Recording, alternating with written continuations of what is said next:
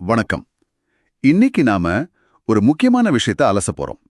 அதாவது எங்ககிட்ட இருக்கிற சில தகவல்களை வச்சு ரிசர்வ் பேங்க் இப்போ ரீசெண்டா ரெப்போ ரேட்டை 0.50% குறைச்சிருக்காங்க இல்லையா? அது உங்க லோனை எப்படி பாதிக்கும்னு கொஞ்சம் ஆழமா பார்க்கலாம். ம் சரி. இதுல முக்கியமா ரெப்போ ரேட்னா என்ன, ஏன் அதை மாத்துறாங்க, அப்புறம் இந்த பழைய MCLR லோனுக்கும் புது ரெப்போ லிங்க்டு லோனுக்கும் என்ன பெரிய வித்தியாசம்னு புரிஞ்சுக்கணும்.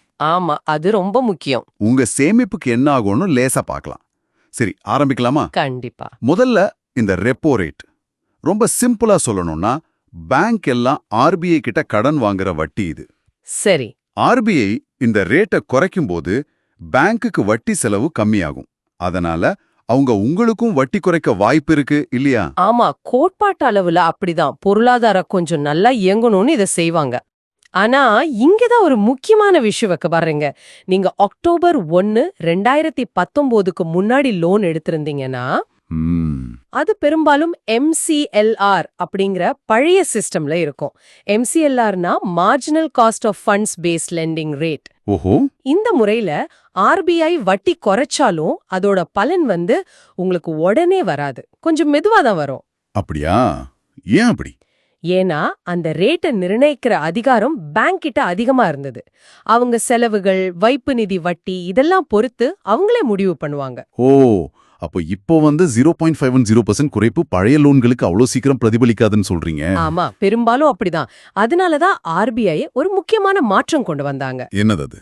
அக்டோபர் 1, 2019 அன்னைக்கோ அதுக்கப்புறமோ வாங்குற எல்லா புது மிதக்கும் வட்டி, அதாவது ஃப்ளோட்டிங் ரேட் லோன்ஸ் இருக்கு இல்லையா, ஆமா, அதையெல்லாம் ரெப்போ ரேட் மாதிரி ஒரு வெளி அளவுகோல், எக்ஸ்டர்னல் பெஞ்ச்மார்க்கு கூட கட்டாயமா இணைக்கணும்னு சொல்லிட்டாங்க. ஓ, இது நல்ல விஷயமாச்சே. ஆமா, இது உங்களுக்கு நல்ல விஷயம். ஏன்னா இப்போ RBI ரேட் குறைச்சா அந்த பலன் நேரடியா வேகமா உங்களுக்கு கிடைக்கணும். இந்த லேட்டஸ்ட் 0.50% குறைப்பு கூட உங்க லோன் புதுசா இருந்தா தானாவே வந்திருக்கணும். சரி, அப்ப அக்டோபர் 2019க்கு முன்னாடி MCLR லோன் வச்சிருக்கிறவங்க நிலைமை, அவங்க என்ன பண்ணணும்? சும்மா விட்டுறலாமா? இல்ல, கண்டிப்பா விடக்கூடாது. நீங்க என்ன பண்ணணும்னா உங்க பேங்க்குக்கு போங்க. சரி. போய் உங்க MCLR லோனை ரெப்போ ரேட் லிங்க்ட் சிஸ்டத்துக்கு மாத்த முடியுமான்னு கேளுங்க. ஓ, அப்படி மாத்த முடியுமா? முடியும். அதுக்கு சின்னதா ஒரு கன்வர்ஷன் ஃபீ கேட்பாங்க. ஆனா யோசிச்சு பாருங்க, உங்க லோன் இன்னும் பல வருஷம் பாக்கி இருக்குன்னா வட்டியில ஒரு பெரிய தொகை மிச்சமாகும். ஆமா இல்லையா? நீண்ட காலத்தில் இது லாபமா இருக்கும். அதாவது கடன் வாங்குறவங்க பக்கம் திருப்பி இருக்கு. ஆனா நீங்க அதை கேட்டு வாங்கணும். சரி, இப்ப புதுசா ரெப்போ ரேட் லிங்க் பண்ண லோன் இருக்குன்னு வச்சுக்கோ. அவங்களுக்கெல்லாம் சரியா, இல்ல அவங்களும் எதையாவது கவனிக்கணுமா? இருக்கு, அவங்களும் கவனிக்கணும். இதுல ஸ்ப்ரெட் அப்படின்னு ஒன்னு இருக்கு. ஸ்ப்ரெட்டா? அது என்ன? அதாவது உங்க மொத்த வட்டி விகிதம் is equal to repo rate plus spread.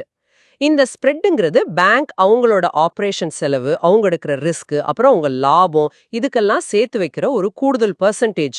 ஓஹோ. இப்போ RBI ரெப்போ ரேட்டை 0.50% குறைச்சிட்டாங்க.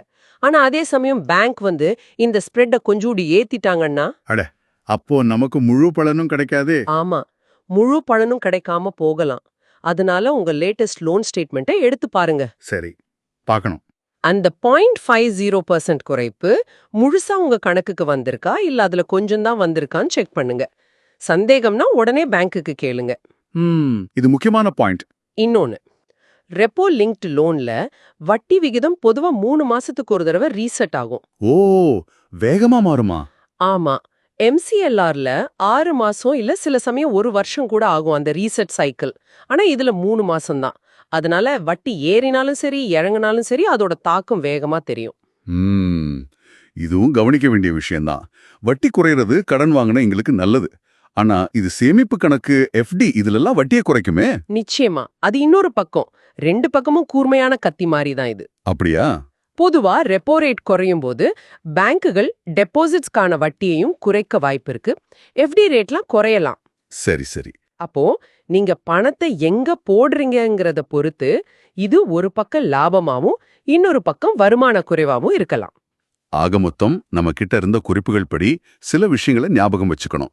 1, RBI ரெப்போ ரேட் குறைச்சா லோன் வட்டி குறைய வாய்ப்பு இருக்கு. ஆமா, ரெண்டாவது, உங்க லோன் அக்டோபர் 2019க்கு முன்னாடி வாங்கினதான் பாருங்க. அது MCLR-ஆ இருக்கலாம். ஆமா, செக் பண்ணுங்க. அப்படி இருந்தா ரெப்போ ரேட்டுக்கு மாத்த முடியுமான்னு பேங்க் கிட்ட உடனே பேசுங்க. கண்டிப்பா. மூணாவது, நீங்க புது ரெப்போ லிங்க்டு லோன் வச்சிருந்தா கூட அந்த ஸ்ப்ரெட் விஷயத்த கவனிங்க. வட்டி குறைப்பு பலன் சரியா உங்களுக்கு கிடைக்குதான்னு உறுதிப்படுத்திக்கோங்க. கரெக்ட்.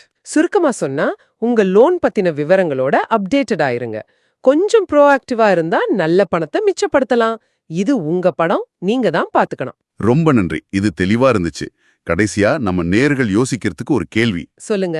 இல்லைங்க, நாம வட்டி விகித மாற்றங்கள் பத்தி பேசணும். இதே மாதிரி பேங்கிங் விதிகள்லயோ இல்ல மத்த நிதி சார்ந்த விஷயங்கள்ல வர்ற சின்ன சின்ன மாற்றங்கள் கூட நீங்க எதிர்காலத்தில் எடுக்க போற மத்த நிதி முடிவுகள், அதாவது முதலீடு, இன்சூரன்ஸ், இந்த மாதிரி விஷயங்களை எப்படி பாதிக்கலாம்னு என்னைக்காவது யோசிச்சிருக்கீங்களா? நல்ல கேள்வி. இத பத்தி நீங்க யோசிச்சு பாருங்க. நன்றி.